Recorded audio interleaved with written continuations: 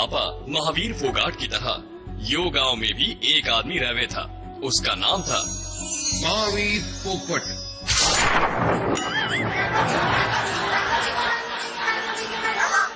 दंगल हो जाने के बाद से हमारे गांव की काया पलट हो गई। घर घर में चोरियों की पूजा हो रही से। चोरियां चोरों की तरह दंगल खेल सके यो तो साबित हो गया, पर चोरे चोरियों की तरह टापू खेल सके यो साबित नहीं हुआ। और सबसे बड़ी बात, केवल चोरियां ही वर्ल्ड टापू चैंपियन बन सके। इसलिए चोरी पैदा होते ही गांव में पटाखे चल रहे, लड्डू बांटे जाए। मैं भी लड्डू लेके घूम रहा हूं। हमारे घर में भी छोरी आवेगी, हमारी घरवाली भी पेट से है, हमारे घर भी छोरी आएगी।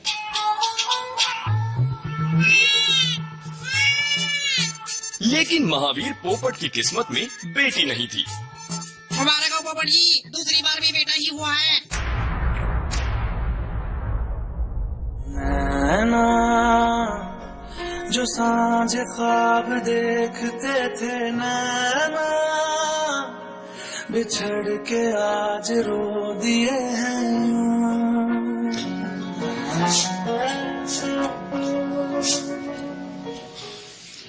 यो कैसे? यो आपके दो छोरे हैं जी। अरे अभी तो लड्डू उठाए भी नहीं मैंने, इतने बड़े हो गए। मुझे माफ कर दो, मैं आपको छोरी ना दे सकी। गलत मत समझ मैंने, वो दोनों भी। क्या नाम है तारा? घोंचू और भोंदू। घोंचू और भोंदू? नहीं पापा, मैं भोंदू और मैं घोंचू।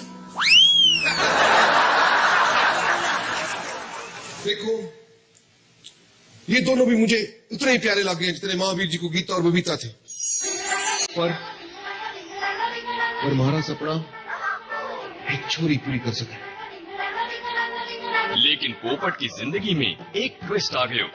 एक दिन घोंचू और भोंदू तबेले के पाछे टापू खेलते हुए पाए गए। मैं तो हमेशा यही सोच के बैठा था कि मेडल तो सिर्फ छोरी ला सके, और मैंने तो कभी सोचा ही नहीं कि मेडल तो मेडल हो गए, छोरी लावे या छोरा।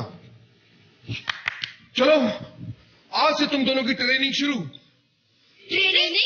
छोरों की तरह कुश्ती की ट्रेनिंग? नहीं, छोरियों की तरह टापू की ट्रेनिंग।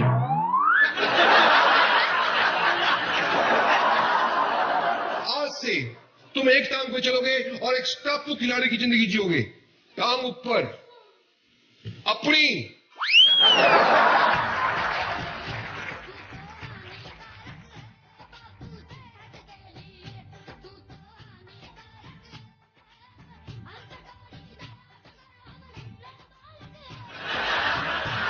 पहनो इसको।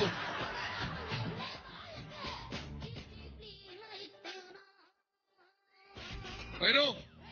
टापू खेलना आसान काम नहीं है, ये सिर्फ छोरियां खेल पावे, उनके लिए छोरी की तरह बनना पड़ेगा। खाओ इसमें, खाओ।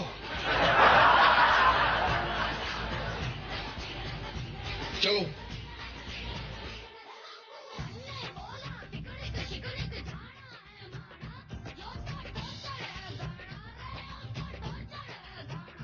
मम्मी, तू जो कहेंगे वो सब कुछ करेंगे, बस हमारे बापू के इस टापू से बचा ले।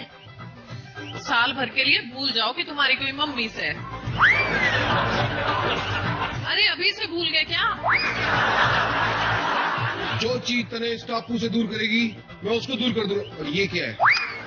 ये फेंक इसको। ये पकड़ो दोनों, स्वेटर बुनो, छोरियों की तरह कुछ कंस्ट्रक्टिव करो, टाइम का यूटिलाइजेशन।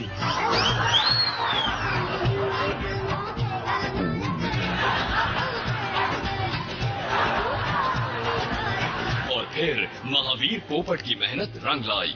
वो दिन आ गया जब घोंचू भोंदू को टापू चैंपियन का मेडल मिला।